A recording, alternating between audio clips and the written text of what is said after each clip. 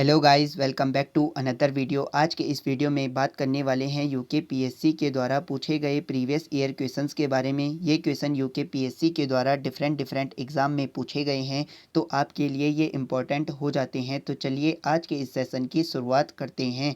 पहला प्रश्न है, निम्नलिखित में से कौन सा राजवंश महिला राजन रुद्रमा देवी से संबंधित था। तो देखिए यहाँ पर महिला राजन क्यों लिखा गया है, क्योंकि जो ये रुद्रमा देवी थी, इन्होंने वारंगल पर राजा बनकर शासन किया था। और ये किस राजवंश से संबंधित थी, तो ये थी ऑप्शन नंबर सी, काकतीय राजवंश से ये संबंधित थी। और इन्होंने वारंगल यानी कि आज का तेलंगाना पर इन्होंने शासन किया था। इंपॉर्टेंट घटना थी इतिहास की, तो याद रखेंगे। नेक्स्ट है, निम्नलिखित में से कौन सा नाटक हर्षवर्धन द्वारा लिखा गया था। तो हर्षवर्धन द्वारा इनमें से कौन सा नाटक लिखा गया है, तो ये राइट आंसर हो जाएगा ऑप्शन नंबर डी। प्रियदर्शिका जो नाटक है वो हर्षवर्धन के द्वारा लिखा गया है। यूकेपीएससी ये क्वेश्चन पूछ चुका है। नेक्स्ट है, निम्नलिखित में से किस स्थान पर पहली जैन परिषद आयोजित की गई थी। इंपॉर्टेंट प्रश्न है, तो कहाँ की गई थी। ऑप्शन नंबर ए, पाटलिपुत्र में पहली जैन परिषद आयोजित की गई थी। आपको कमेंट बॉक्स में आंसर करना है कि जो दूसरी जैन परिषद थी वो कहाँ आयोजित हुई थी। नेक्स्ट है, ऋग्वेद में सर्वाधिक सूक्त किस वैदिक देवता को समर्पित हैं। तो देखिए, जो वैदिक देवताओं में सबसे महत्वपूर्ण माना गया है, इंद्र को माना गया है, जिन्हें वहाँ पर ऋग्वेद में पुरंदर कहा गया है। उन्हीं के लिए 250 बार प्रयोग किया गया है। इंद्र का 250 बार उल्लेख देखने को मिलता है ऋग्वेद में। तो जो सर्वाधिक सूक्त हैं वो भी ऑप्शन नंबर बी, इंद्र को ही समर्पित हैं। नेक्स्ट है, निम्नलिखित में से किस फिल्म ने सर्वश्रेष्ठ मोशन पिक्चर के लिए गोल्डन ग्लोब अवार्ड 2022 जीता। तो ये कौन सी फिल्म थी, इसका राइट आंसर है option number B, the Power of Dog ने गोल्डन ग्लोब अवार्ड 2022 जीता था। अगर बात करें गोल्डन ग्लोब अवार्ड 2022 की, तो ये इसका 79वां संस्करण था। याद रखेंगे, इंपॉर्टेंट है। और कब हुआ था, तो 9 जनवरी 2022 को हुआ था। याद रखेंगे विद डेट। नेक्स्ट है, प्रसिद्ध गंगा सागर मेला निम्नलिखित में से भारत के किस राज्य में आयोजित किया जाता है। तो ये जो मेला है गंगा सागर मेला, ये लगता है ऑप्शन नंबर बी, पश्चिम बंगाल का जो सागर द्वीप है वहाँ पर ये आयोजित किया जाता है। और वहाँ का ये काफ़ी इम्पोर्टेंट मेला है, तो याद रखेंगे। नेक्स्ट है, नवंबर 2021 में प्रधानमंत्री श्री नरेंद्र मोदी ने एशिया के सबसे बड़े हवाई अड्डे की आधारशिला कहाँ रखी। तो जो ये एशिया का सबसे बड़ा हवाई अड्डा बनने जा रहा है, ये बनने जा रहा है ऑप्शन नंबर ए, अंतर्राष्ट्रीय नोएडा अंतर्राष्ट्रीय हवाई अड्डा जो कि जेवर में है, वो एशिया का सबसे बड़ा हवाई अड्डा बनने जा रहा है। और इसकी आधारशिला कब रखी गई, नवंबर 2021 में। किसके द्वारा रखी गई, तो प्रधानमंत्री नरेंद्र मोदी के द्वारा रखी गई। नेक्स्ट है, भारत के निम्नलिखित में से किस रेलवे स्टेशन को हाल ही में सार्वजनिक निजी भागीदारी के तहत हवाई अड्डे जैसी आधुनिक सुविधाओं के साथ विकसित किया गया है।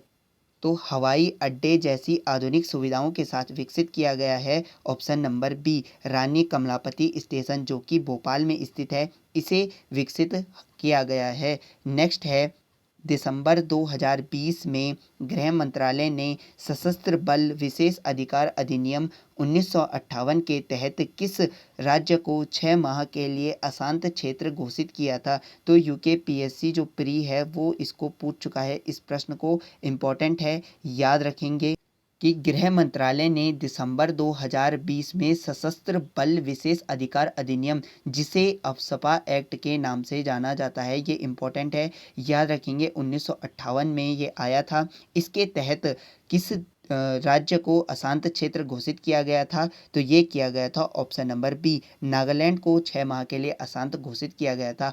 अफस्पा एक्ट ये है क्या, तो ये सशस्त्र बलों को अशांत क्षेत्रों में सार्वजनिक व्यवस्था बनाए रखने की शक्ति देता है, ये याद रखेंगे। नेक्स्ट है, मेजर ध्यानचंद खेल विश्वविद्यालय भारत में किस स्थान पर स्थित किया जा रहा है। तो ये किया जा रहा है ऑप्शन नंबर ए, मेरठ में इसे विकसित किया जा रहा है, मेजर ध्यानचंद खेल विश्वविद्यालय को, याद रखेंगे। और इसकी जो आधारशिला है वो कब रखी गई, तो 2 जनवरी 2022 को इसकी आधारशिला रखी जाती है।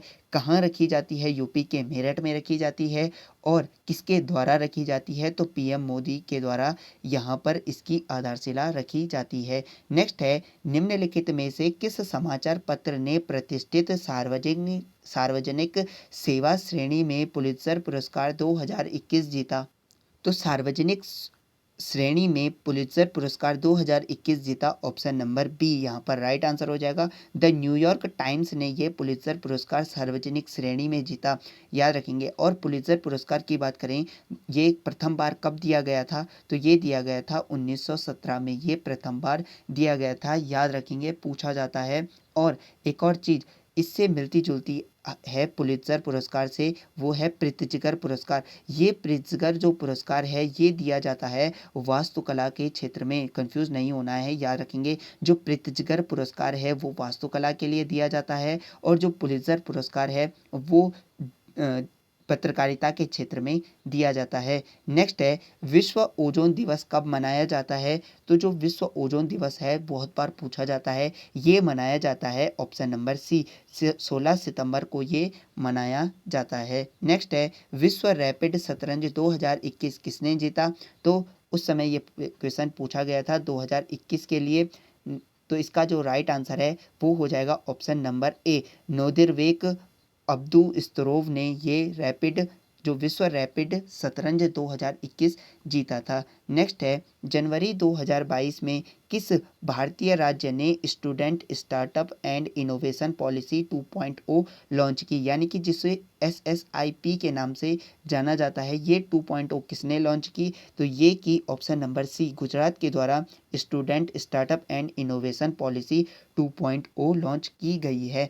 नेक्स्ट है, किस भारतीय डॉक्यूमेंट्री को ऑस्कर 2022 के लिए नामांकित किया गया था, तो ये किया गया था ऑप्शन नंबर डी को, राइटिंग विद पावर को यहाँ पर भारतीय डॉक्यूमेंट्री ऑस्कर 2022 के लिए नामांकित किया गया था। और कब नामांकित किया गया था, तो 8 फरवरी 2022 को। और आज की जो ऑस्कर अवार्ड है 2023 के लिए भारत से किस किस को दिया गया है, तो याद रखेंगे, एक तो बेस्ट ओरिजिनल सॉन्ग के लिए दिया गया है नाटू नाटू को, जो कि RR फिल्म से है, याद रखेंगे। और बेस्ट डॉक्यूमेंट्री जो शॉर्ट सब्जेक्ट है उसके लिए दिया गया है द एलिफेंट विस्पर्स को, ये भी याद रखेंगे, इम्पॉर्टेंट है, याद रखेंगे, आज ही दिया गया है। और बात करें कि ऑस्कर अवार्ड कितने नंबर के थे, तो आज जो 2023 में हुए, आज ही 13 मार्च को ये हुए थे, 13 मार्च 2023 को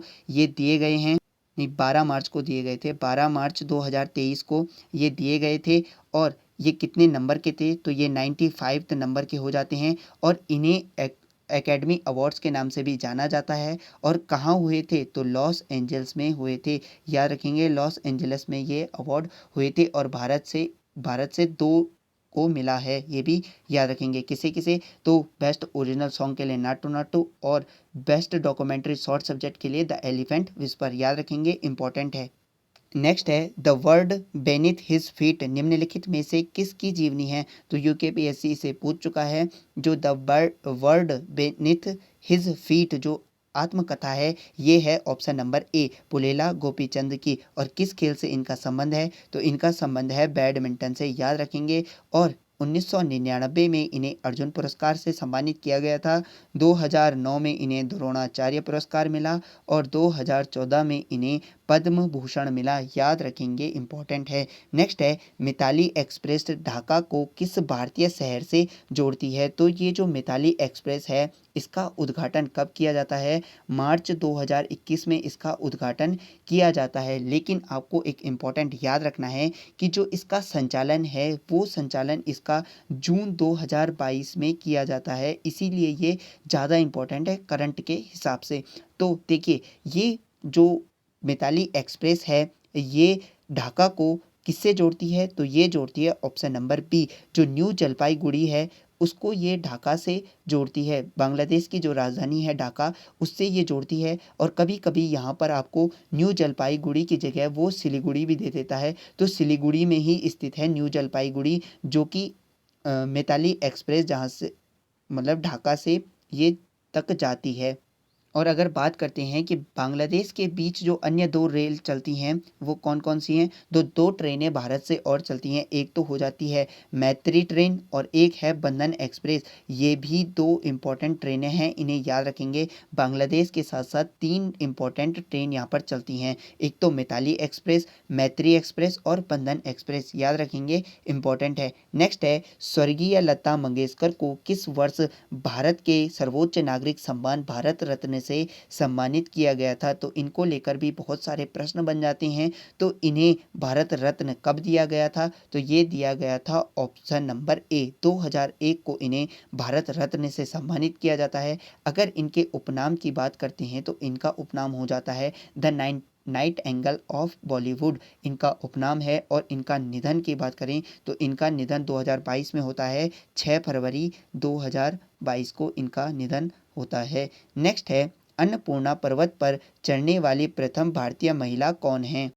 अगर बात करते हैं अन्नपूर्णा पर्वत की तो विश्व की 10वीं ऊंची चोटी है अन्नपूर्णा, ये इंपॉर्टेंट है, याद रखेंगे। और इस पर चढ़ने वाली प्रथम भारतीय महिला कौन है? तो वो हो जाएगा option number B, Priyanka Mohite जो हैं वो अन्नपूर्णा पर चढ़ने वाली प्रथम भारतीय महिला हैं। और कब चढ़ी थी? तो 16 अप्रैल 2021 को ये यहाँ पर चढ़ी थी अन्नपूर्णा शिखर पर, याद रखेंगे, इम्पोर्टेंट है।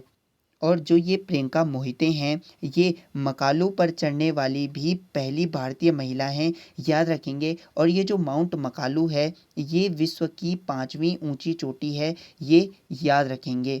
और इसकी ऊंचाई की बात करें तो इसकी ऊंचाई लगभग 8,485 मीटर हो जाती है, याद रखेंगे। नेक्स्ट पे चलते हैं। नेक्स्ट कहता है निम्नलिखित में से किसे नोबल शांति पुरस्कार 2021 से सम्मानित किया गया था? तो देखिए ये थोड़ा सा पुराना क्वेश्चन है, 2021 का पूछा है।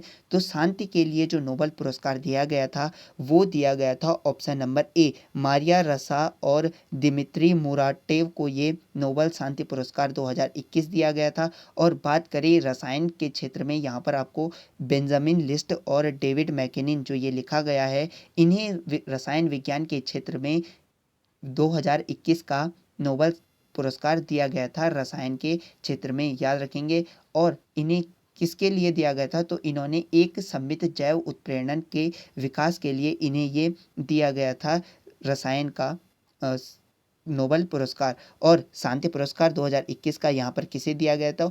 मारिया रसा और दिमित्री मोराटेव, ऑप्शन नंबर ए इसका राइट आंसर है। और वर्तमान की बात करें कि 2022 का ऑस्कर अवार्ड किसे दिया गया है? जो नोबल पीस प्राइज़ है यानी कि शांति का पुरस्कार 2022 में किसे दिया गया है? तो वो हो जाएंगे अलेस बेलित्स्की। तो अलेस जो बेलित्स्की हैं इन्हें नोबल शांति पुरस्कार दिया गया है। देखिए दिया तो 3 को गया है लेकिन आपको इम्पोर्टेंट जो व्यक्तियों में दिया गया है इसे याद रखना है, एलेस बेलित्स्की, इसे दिया गया है नोबल शांति पुरस्कार 2022, इम्पोर्टेंट है, याद रखेंगे। तो फ्रेंड्स हमने यहाँ पर जीके जीएस से रिलेटेड इंपॉर्टेंट क्वेश्चन को देखा। अगर आपको ये वीडियो पसंद आया तो लाइक कीजिए, ना आया तो डिसलाइक कीजिए, शेयर ज़रूर कीजिए और सब्सक्राइब चैनल को ज़रूर कीजिए। मैं मिलता हूँ आपको नेक्स्ट वीडियो में, तब तक के लिए टेक केयर एंड बाय।